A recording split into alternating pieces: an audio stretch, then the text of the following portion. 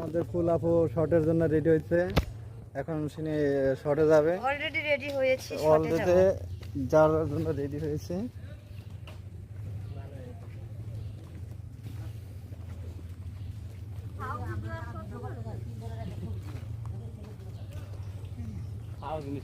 তা আপু কিছু বলেন। সবাই এই পেজ বা চ্যানেল সাপোর্ট করবেন, লাইক কমেন্ট শেয়ার করবেন।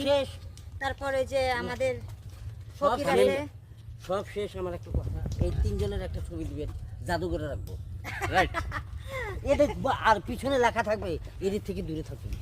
এদের সুন্দর কথা। আর কমেন্টে বলবেন আমাকে কেমন লাগছে। ভালো লাগে না? কে কইছে? তুমি জানো তোমার চেয়ে বেশি ভক্ত আমার আছে বাংলাদেশে।